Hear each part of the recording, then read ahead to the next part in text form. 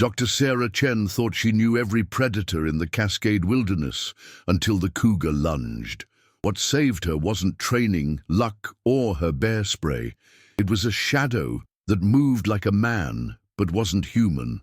When she opened her eyes, the cougar was gone, and standing over her was something science said couldn't exist.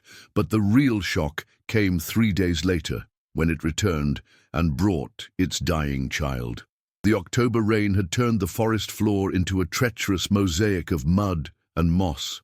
Dr. Sarah Chen adjusted the strap of her field pack, her breath forming small clouds in the cold air of the Gifford-Pinchot National Forest.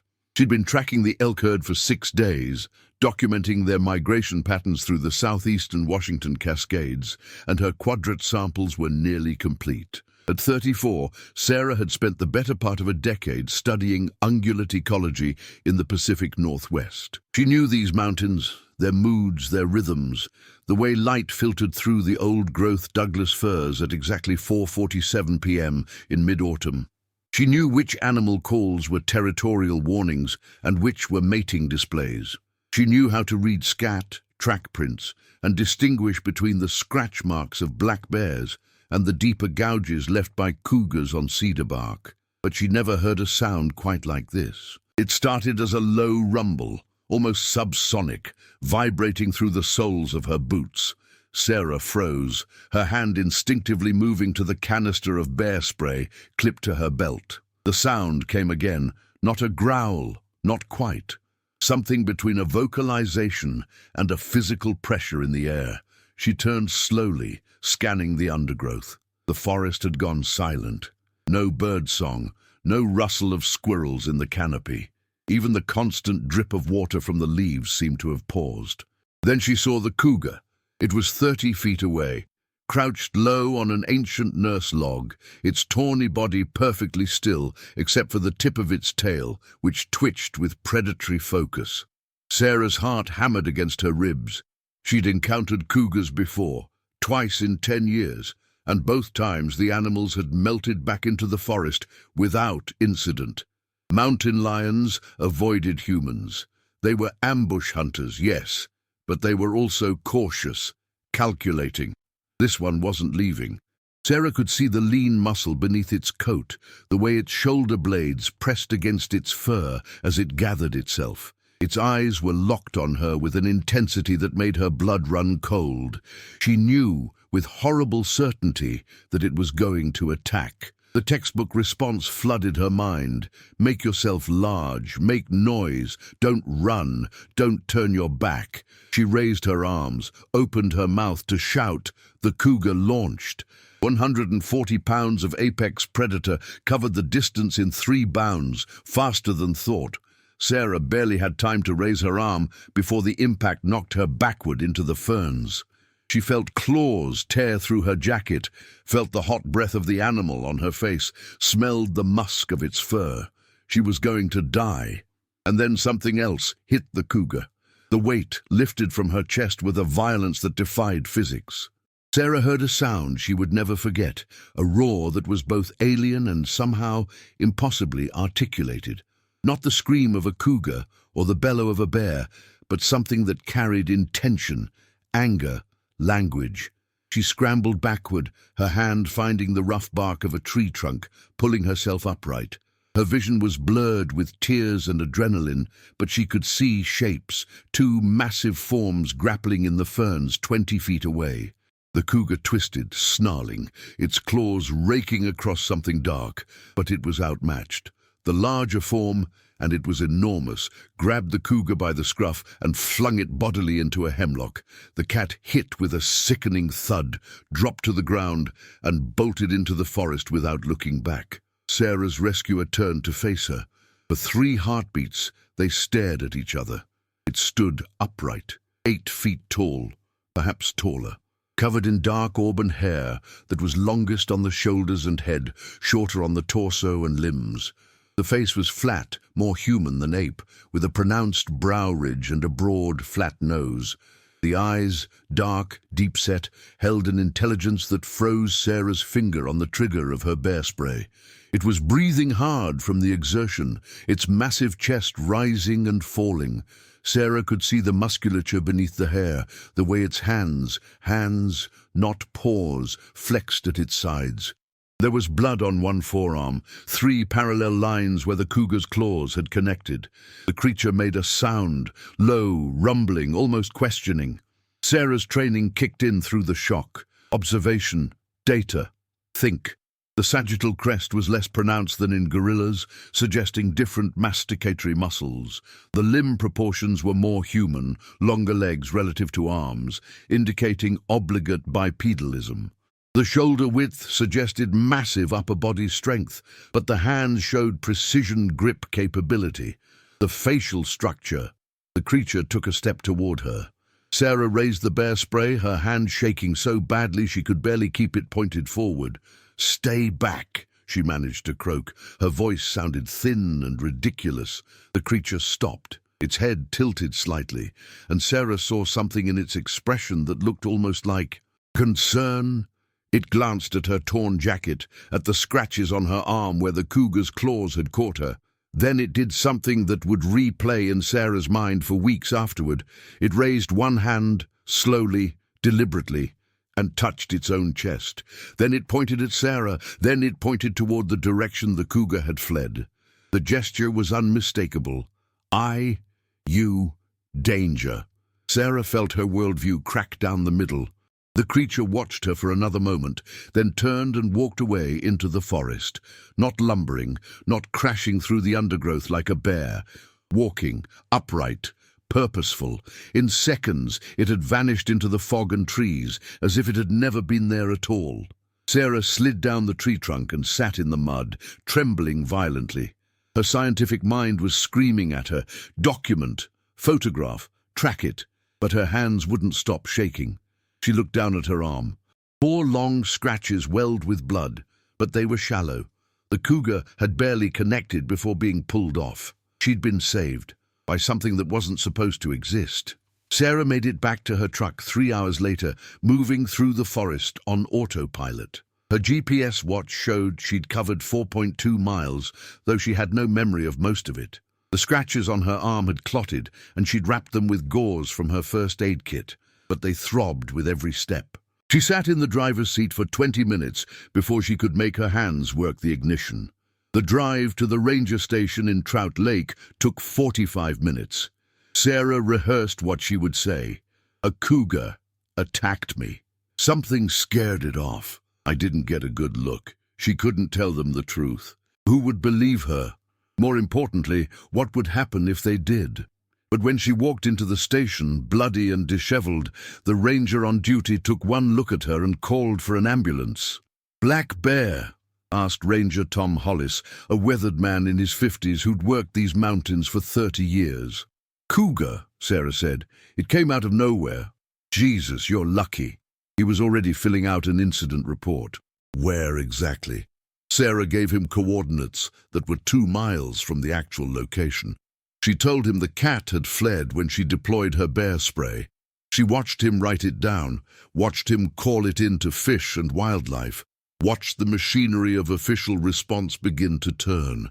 The EMTs cleaned and bandaged her wounds at the station. The scratches were superficial. She wouldn't even need stitches. They checked her for shock, made her drink orange juice, told her she'd been incredibly lucky. She nodded and smiled and signed the release form. That night, in her motel room in Carson, Sarah couldn't sleep. She kept seeing those eyes, kept hearing that vocalization that had sounded like language, kept replaying the gesture, I, you, danger. At 2 a.m. she gave up and opened her laptop. She started with the NCBI database, searching for papers on Gigantopithecus, Paranthropus, Homo heidelbergensis, any extinct hominid that might have survived in relic populations. She read about the Denisovans, whose DNA still echoed in modern humans. She reviewed everything she knew about cryptid reports, filtering out the obvious hoaxes and misidentifications. The scientific literature had no room for what she'd seen, but her own observations were clear. Bipedal, tool-capable hands, intentional communication, empathy. It had saved her life, then checked to make sure she was all right. Sarah pulled up a topographic map and marked the location of the encounter. She overlaid it with reports of unusual primate sightings in the area over the past 50 years. There were more than she'd expected, clustering in the remote drainages between Mount Adams and Mount St. Helens. If there was a population, if this wasn't an isolated individual, they'd need territory, access to water, shelter, food sources that didn't bring them into contact with humans. She zoomed in on a drainage called Dark Divide, one of the most remote areas in the Gifford Pinchot.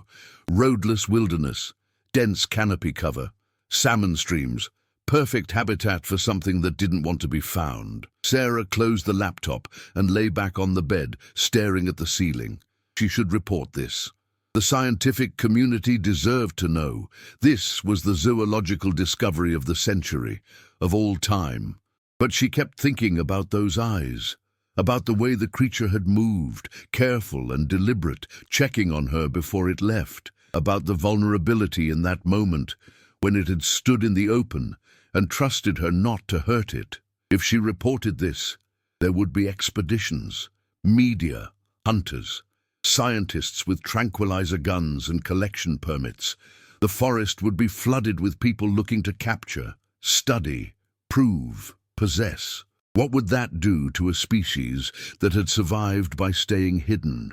Sarah rolled onto her side and looked at her field pack, slumped against the wall. Her camera was in the top pocket. She hadn't even thought to pull it out during the encounter. Some part of her brain had decided in that split second that documentation was less important than, what, respect? Protection? She didn't sleep that night, but by dawn she'd made a decision. She would go back, alone, carefully. She would try to observe, to understand. She would document what she could, but she would not reveal the location. She would not lead others to them, not until she knew if contact would help or destroy. 3 days later, Sarah returned to the forest. She'd spent the intervening time preparing. She'd purchased a motion-activated trail camera with no-glow infrared LEDs. She'd reviewed the literature on great ape communication, paying special attention to gestural language in bonobos and gorillas. She'd packed food that could be shared, nuts, dried fruit, smoked salmon, in case an offering was appropriate. She'd also filed a detailed trip plan with the ranger station, listing a false itinerary that would lead searchers miles away if anything went wrong. The deception made her uncomfortable, but the alternative was worse. The October weather had turned colder. Sarah hiked in wearing layered fleece, her breath forming constant clouds. She moved slowly through the forest, stopping frequently to listen, to watch, to leave no heavier footprint than necessary. She wasn't entirely sure what she was looking for. Tracks, scat, hair samples, some sign that she hadn't hallucinated the entire encounter. She found the nurse log where the cougar had crouched, found the hemlock where it had hit before fleeing, and there, in a patch of mud protected from the rain by overhanging ferns, she found it, a footprint. Sarah knelt beside it, her hands hovering over the impression, not quite touching. 17 inches long, 6 inches wide at the ball, 4 distinct toe marks, the big toe divergent but not opposed like an ape's, somewhere in between. The depth of the heel impression suggested a weight in excess of 500 pounds. She photographed it from multiple angles, placed her compass for scale, then carefully made a plaster cast. Her hands were steady now. This was science. This was what she knew how to do. While the plaster cured, Sarah set up the trail camera on a cedar trunk 30 feet away, angling it to cover a game trail that showed signs of regular use. She disguised it with bark and moss, then activated it. She was returning to check the camera placement when she heard it, a vocalization. Close, very close. Sarah turned slowly. The creature was standing at the edge of a huckleberry thicket, partially obscured by the foliage. Closer than last time, maybe 20 feet. She could see details she'd missed before, the graying around the muzzle suggesting middle age or older, the pattern of lighter hair on the palms of the hands, the way it shifted its weight from foot to foot, a behavior she recognized from primatology texts as uncertainty or anxiety. It was afraid of her. The realization hit Sarah with unexpected force. This being, this massive, powerful creature that could have killed her with a casual swipe, was afraid of her. "I'm not going to hurt you," Sarah said softly. She kept her hands visible, open, palm forward, the universal primate signal for non-aggression. "I just want to understand."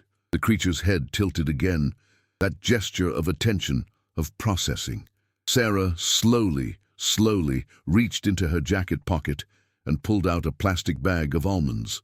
She held it up, made sure the creature could see it, then carefully poured some into her palm. She ate one, chewing deliberately, then extended her hand with the rest. The creature didn't move. Sarah took a step forward, then crouched low, making herself smaller, less threatening. She placed the almonds on a flat rock between them, then backed away. For a long moment, nothing happened.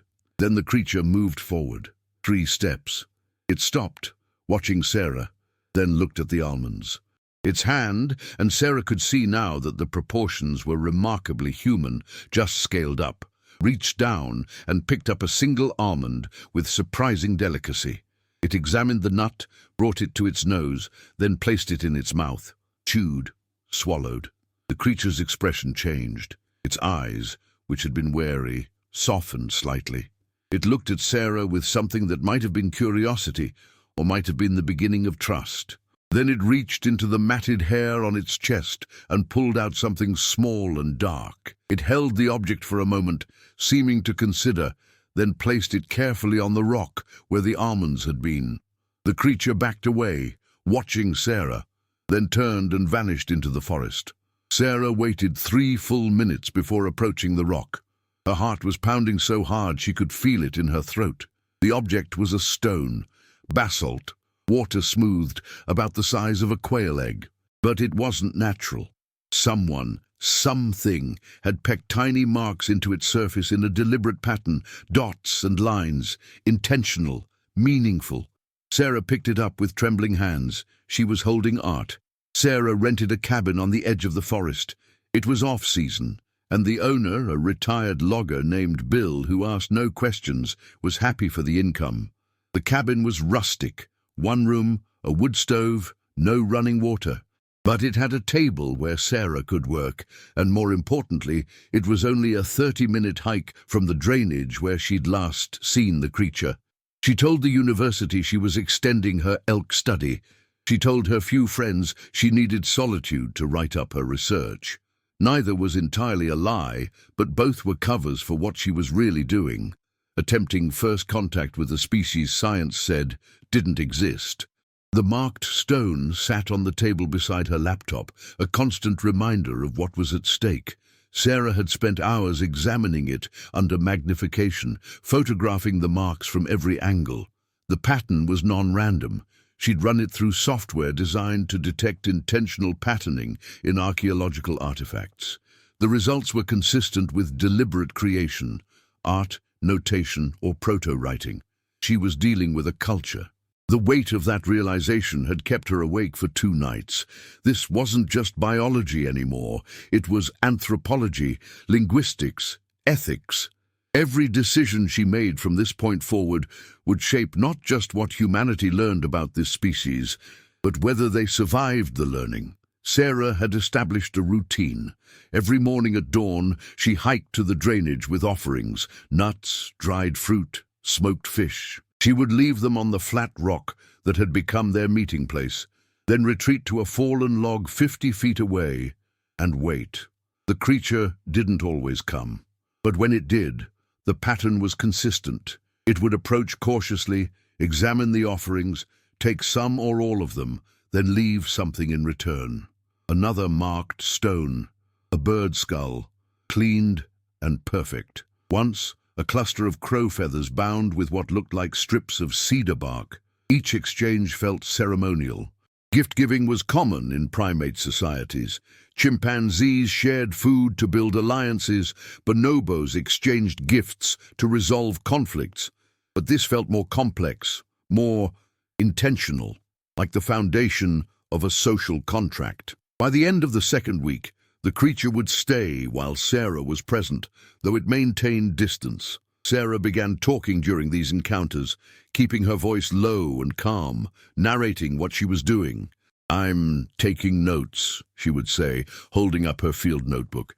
"See, I'm recording what we exchange. Not because I don't trust my memory. Well, partly that, but because this is important. This is history." The creature would watch, its dark eyes following her movements.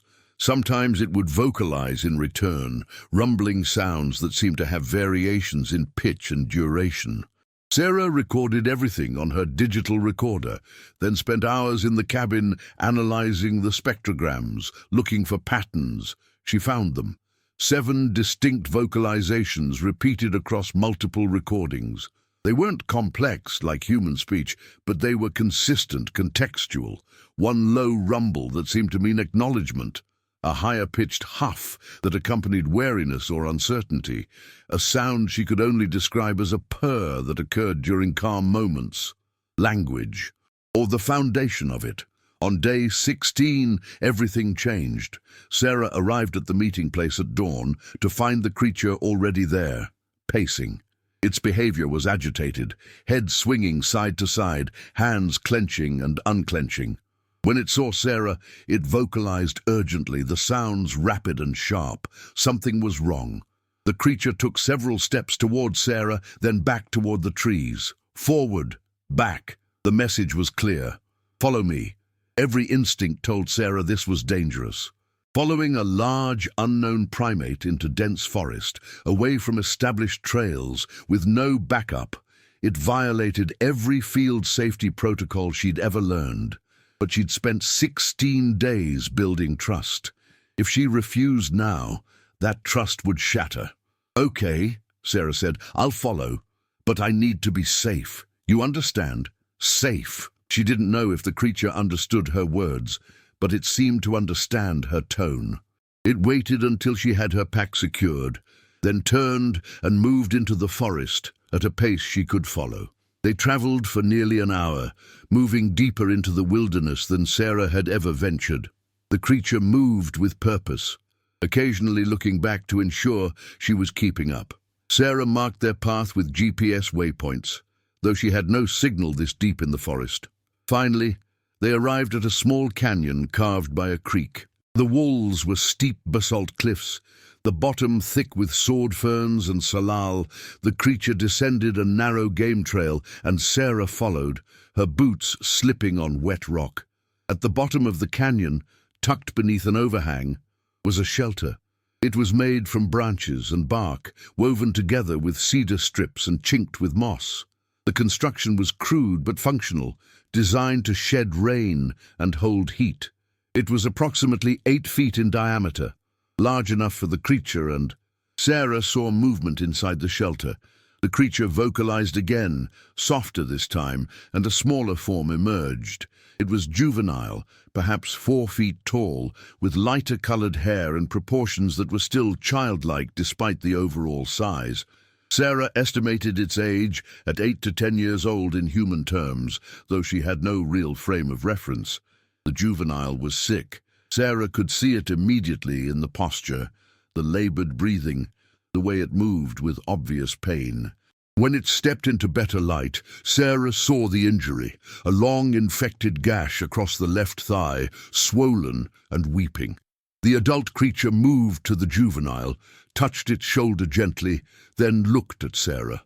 The meaning was unmistakable. Help. Sarah's mind raced.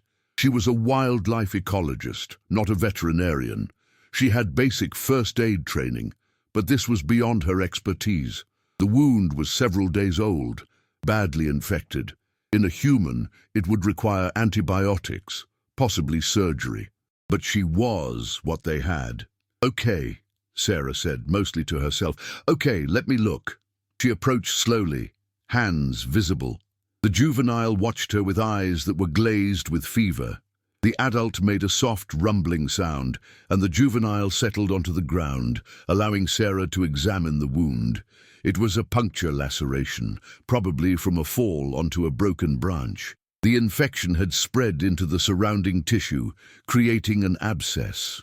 Sarah could smell it, The sick, sweet odor of anaerobic bacteria. She needed to drain it, clean it, apply antibiotics if she had them. Sarah went through her first aid kit.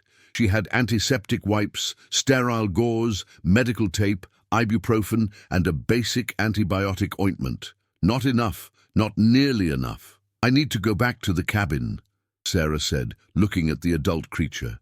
She mimed walking away, then returning. "Get supplies, medicine. I'll come back." The creature seemed to understand.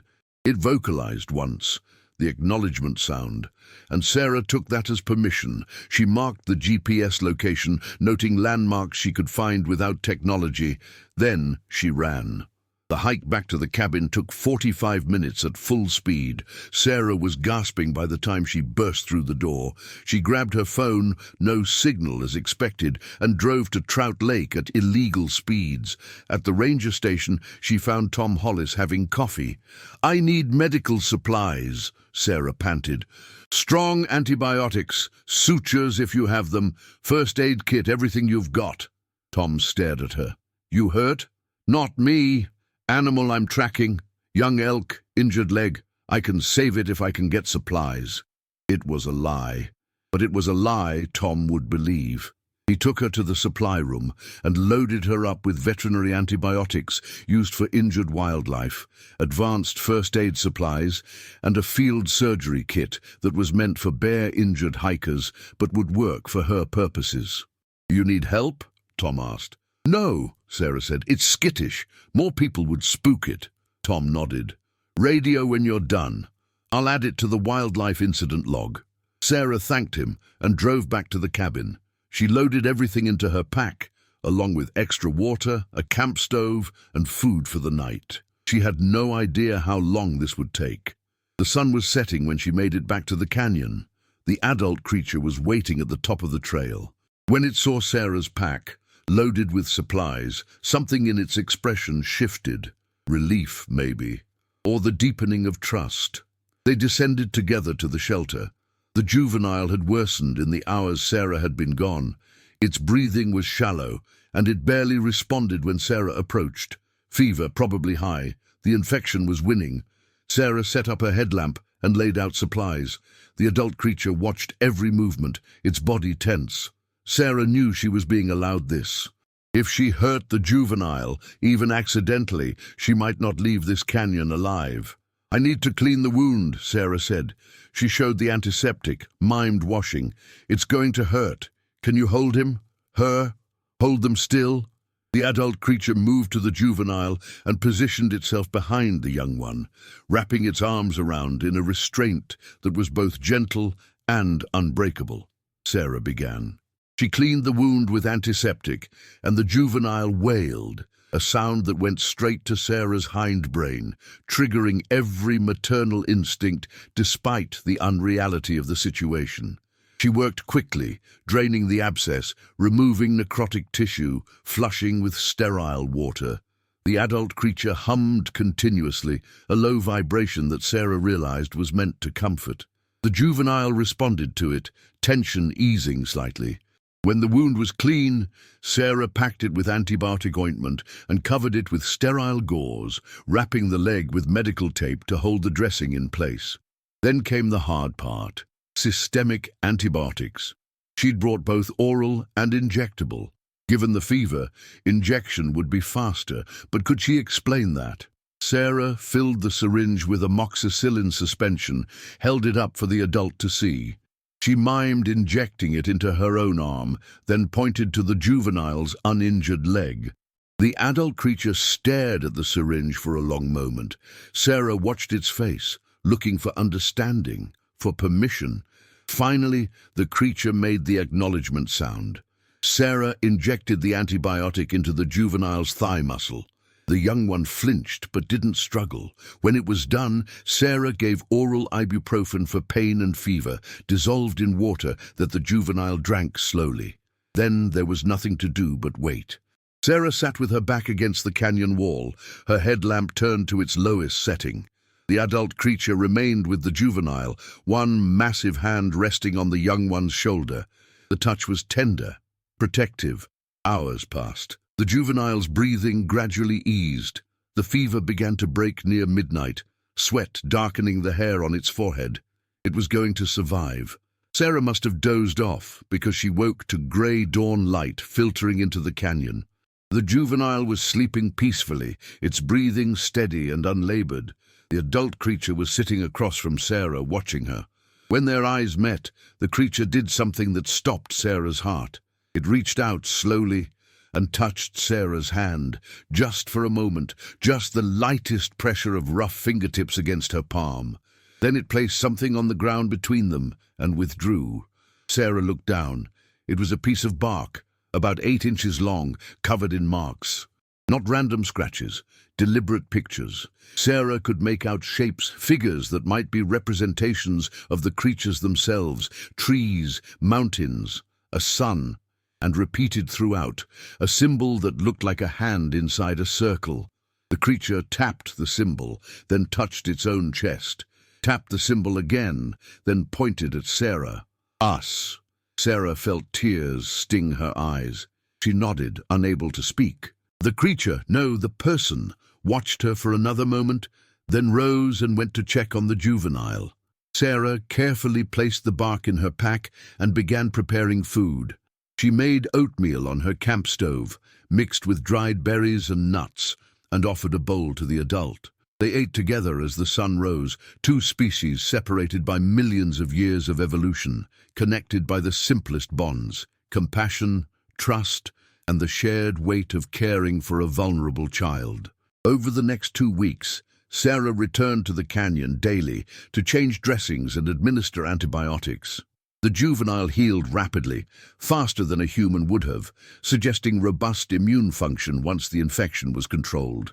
By day 10, the young one was moving around the shelter, even playing, tossing stones into the creek with remarkable accuracy.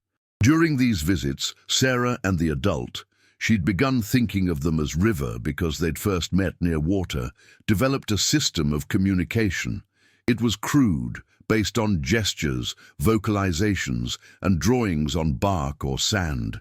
But it worked. Sarah learned that there were others. River would draw multiple figures, indicate directions with pointing. A small group, moving seasonally through a large territory. How many? 6, 8. River's drawings were ambiguous, but Sarah understood the crucial point. This was a viable population, not an isolated individual. She learned that they were aware of humans, had been for generations. River drew pictures that showed human figures, cabins, roads, all with gestures that suggested avoidance, fear. They knew humans were dangerous, and yet they'd trusted her. Sarah tried to explain her own people. She drew cities, showed pictures on her phone of buildings and cars and crowds. River watched with what seemed like confused alarm. Sarah tried to convey that most humans didn't know River's people existed, that she was keeping their secret. River seemed to understand.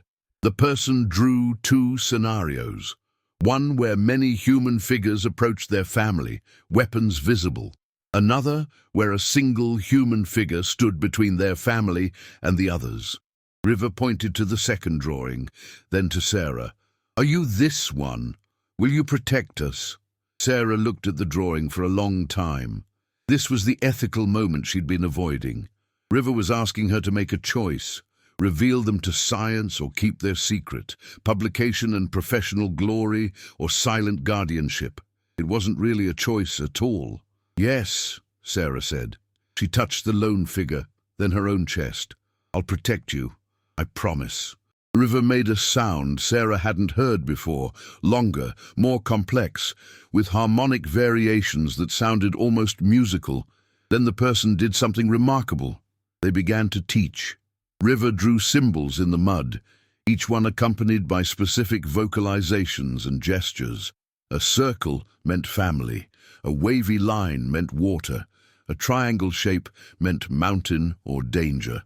Over hours, River taught Sarah the basics of their communication system, part spoken, part visual, part gestural.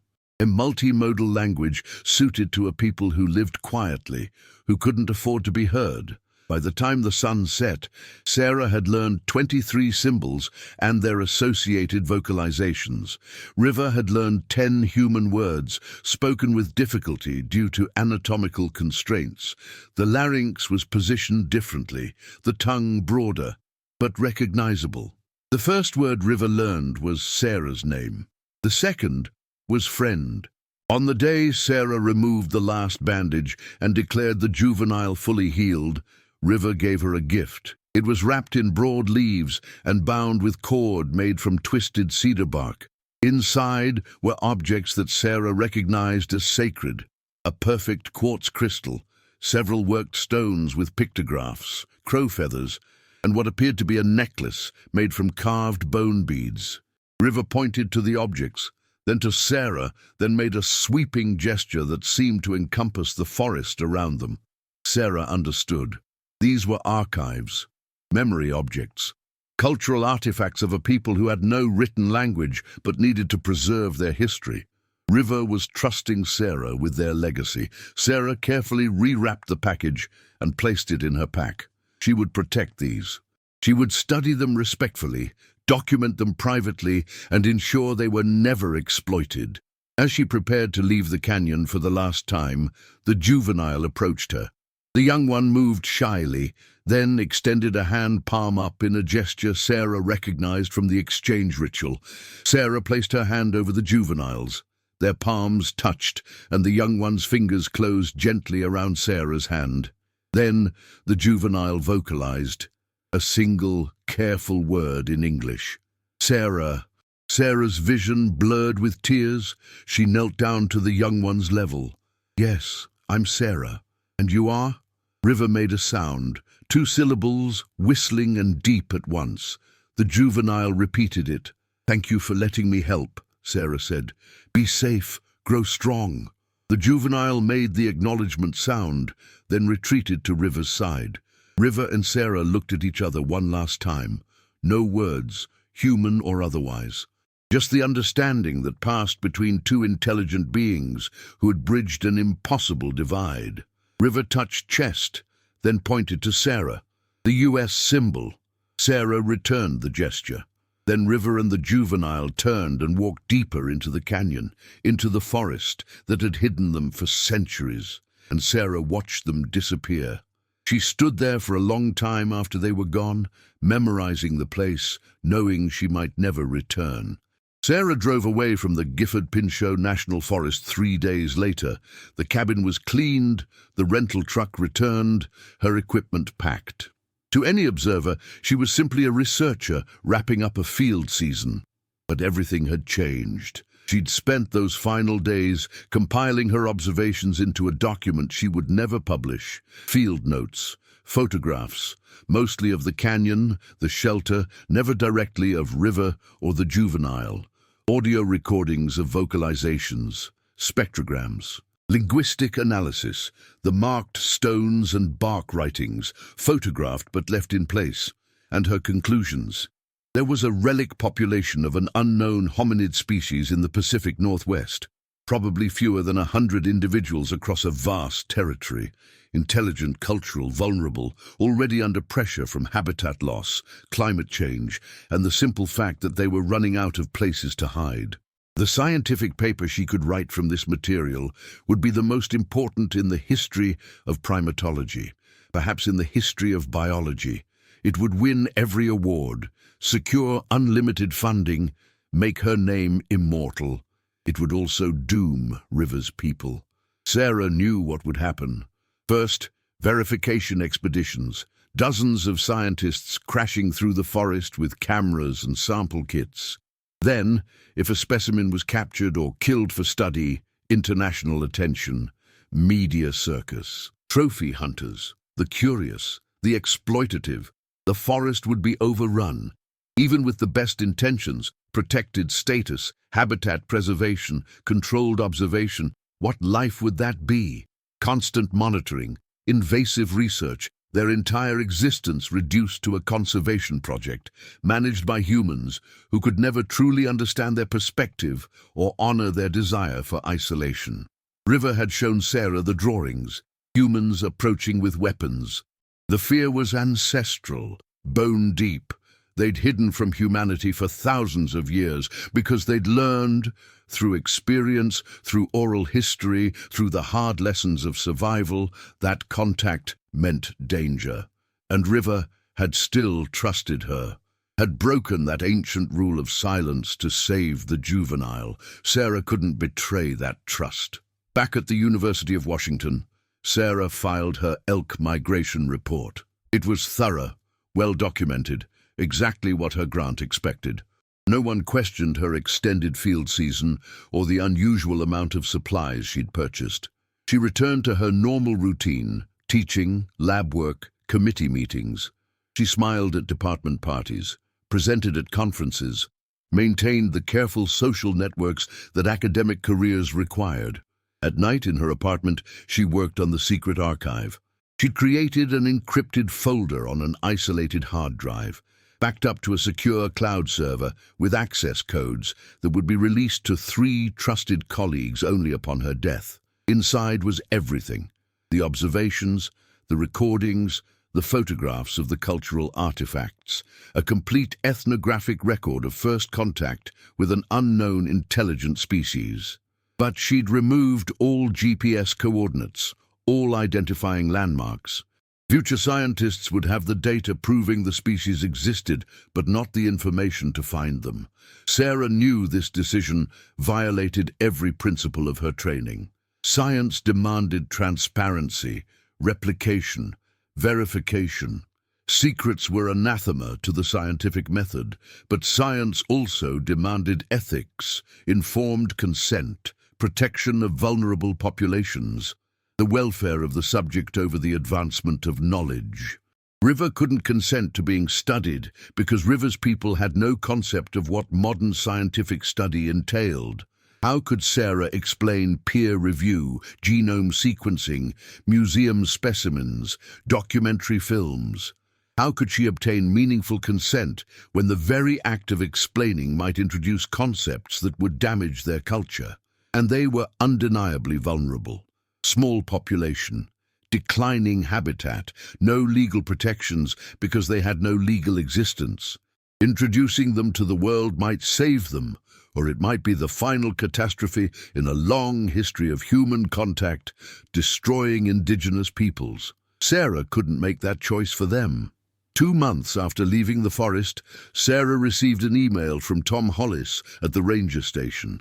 Thought you'd want to know. We found evidence of a large bear in that drainage where you were working. Fresh scat, claw marks on trees. Be careful if you come back. Attached was a photo. Sarah opened it and her breath caught. It was a tree trunk with deep vertical scratches, 6 parallel lines scored into the cambium. Not random, not the horizontal marks of a bear sharpening claws. Vertical. Reaching up high, much higher than a bear could reach, and in the center, carved into the wood, the US symbol, a hand inside a circle. River had marked their territory as humans had marked caves for millennia. We are here. We remember. Sarah stared at the photo for a long time, then deleted the email. She sent Tom a brief reply. Thanks for the heads up. I'm done in that area anyway. But she wasn't done. She would never be done. She began volunteering for conservation organizations focused on old-growth preservation in the Cascades. She donated anonymously to land trusts acquiring key habitat. She wrote op-eds about the importance of wilderness corridors, about the species we didn't even know existed that might depend on connected landscapes. She couldn't protect River directly, but she could protect the forest that hid them. The years passed. Sarah earned tenure, published well-received papers on elk ecology and predator-prey dynamics. She was known as a competent, careful scientist who did solid work without drama. She never mentioned Bigfoot, never participated in cryptozoology discussions. When colleagues joked about Sasquatch hunters, she smiled politely and changed the subject. But she returned to the Gifford Pinch Show every year, alone, always in October. She didn't seek River out. That felt intrusive, dangerous.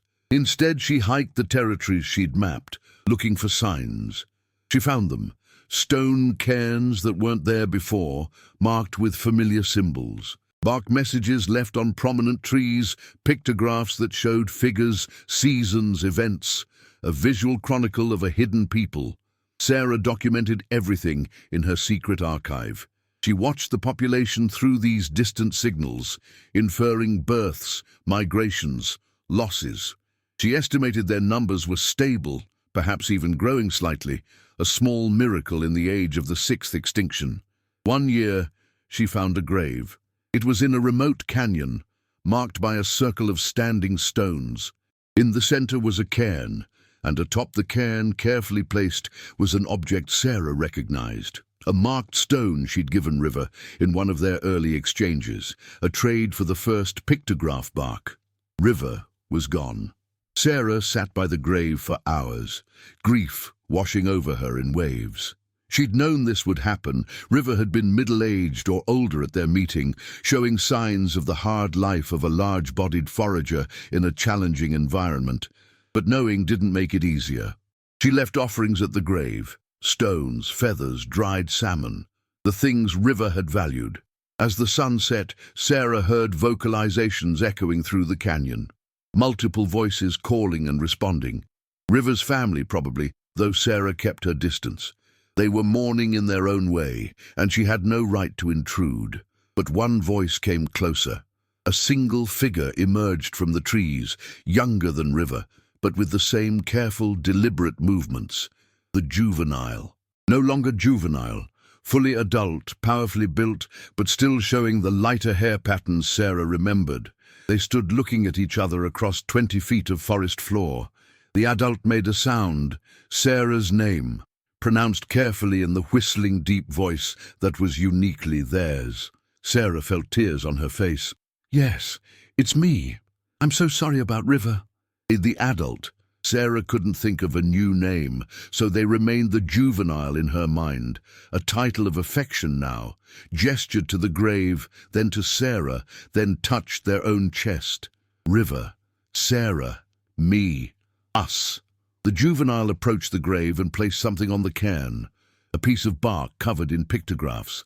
Sarah could see her own figure drawn there, hand extended to River. River's figure, hand extended back. And symbols Sarah had learned meant teaching, protection, family. River had told the story. Sarah was part of their oral history now. The juvenile looked at Sarah again, and this time made the US symbol, hand to chest, pointing to Sarah. Sarah returned it. "Us. Yes, I'll keep protecting your forest. I promise." The juvenile held her gaze for another moment, then turned and disappeared into the trees. Sarah stayed at the grave until dark, then hiked out by moonlight. 20 years after her first encounter with River, Dr. Sarah Chen was invited to speak at a symposium on conservation ethics. The topic was vulnerable populations and the responsibility of scientists to balance discovery with protection. Sarah was 64 now, gray-haired and respected. She'd served on national conservation committees, advised on wilderness policy, trained a generation of young ecologists. Her published work on elk and predator dynamics was foundational, but she'd never published her most important findings. During the Q&A after her presentation, a young graduate student asked, "Dr. Chen, what would you do if you discovered a new species that you knew would be endangered the moment you announced it? Would you publish?" The room went quiet. It was a theoretical question, a thought experiment. Sarah looked at the student for a long moment. Then she said, "I would ask myself, who benefits from this knowledge? If the answer is primarily me and other scientists, but the cost is potentially borne by the species itself, then I would have to reconsider my obligations. We are not neutral observers. Every observation changes the system. Every publication has consequences." She paused, choosing her words carefully. "Our job as scientists is to advance knowledge, but our job as humans, our deeper obligation, is to do no harm. Sometimes those jobs conflict. When they do, I believe we must choose harm reduction over resume building. We must be humble enough to recognize that some knowledge might be worth protecting rather than sharing. Some species might be safer unknown. The student frowned. But doesn't that violate the principles of scientific transparency? Yes, Sarah said simply. It does. And that's the dilemma. We can follow the rules of science, or we can follow the ethics of conservation. Sometimes we cannot do both. I have come to believe through hard experience, that ethics must win. The species didn't consent to our discovery. They didn't ask to be studied. Our excitement, our curiosity, our career ambitions, none of those things matter more than their survival. There was murmuring in the audience, some nodding, some skeptical expressions. The moderator intervened. Strong words, Dr. Chen.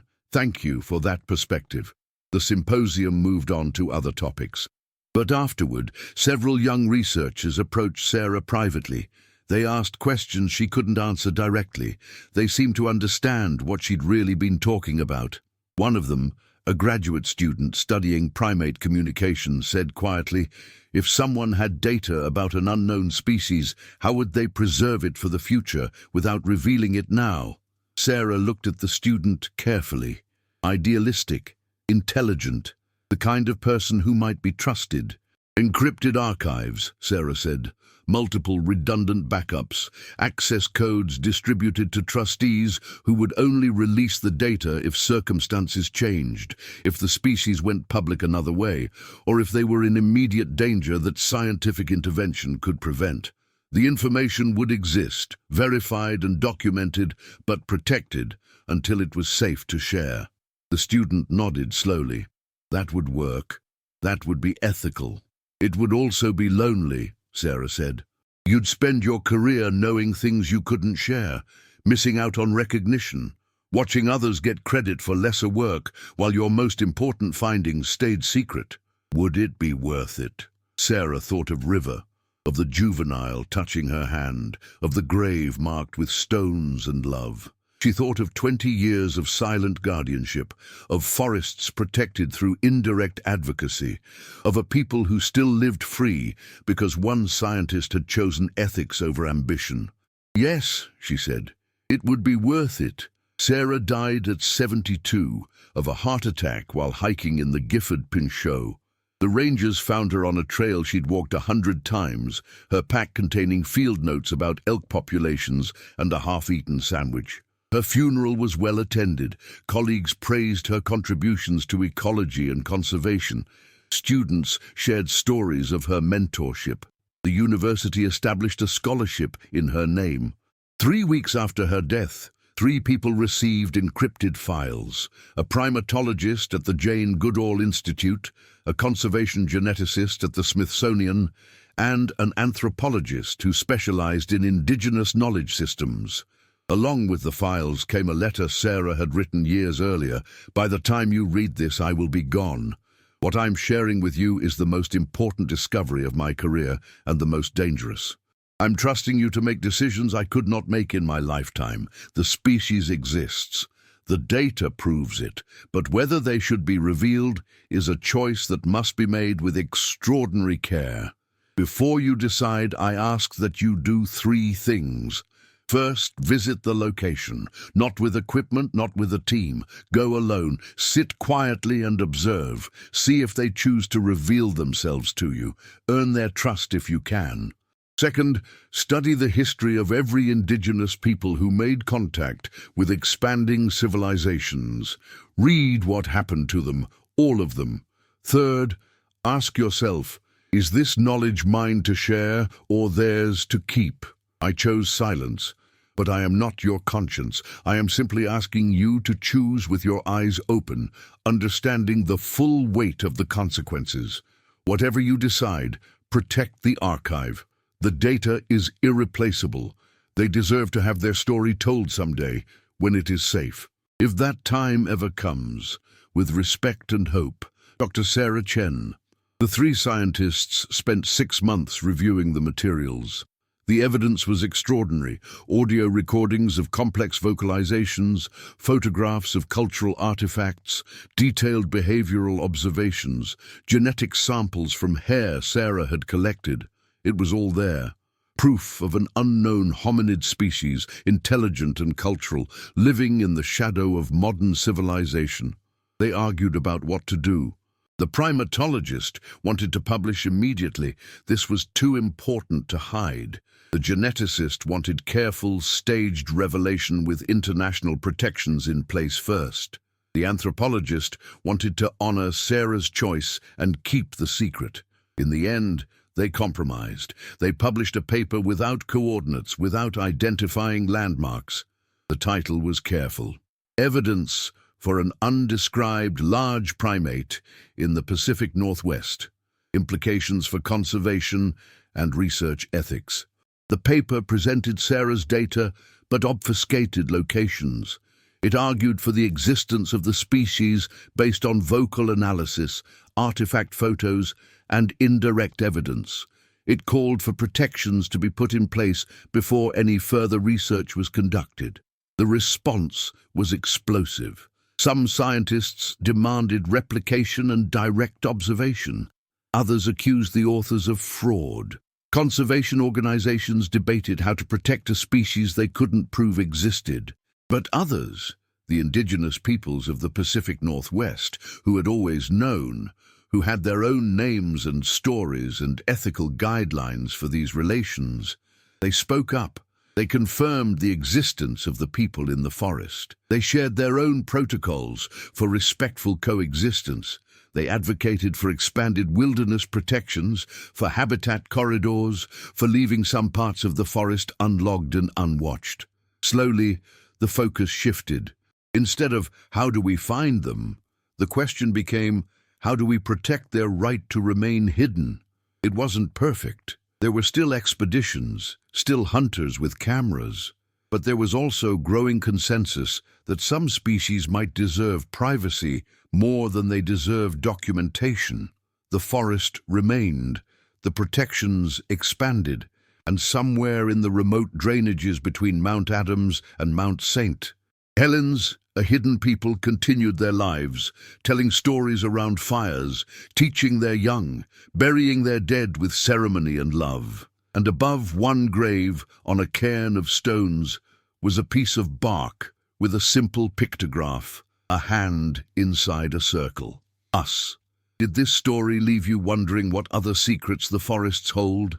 Subscribe to our channel for more incredible, scientifically grounded tales of the unknown, and drop a comment below. Would you have made the same choice as Dr. Chen? Should some discoveries remain hidden? Your thoughts matter. Let's discuss.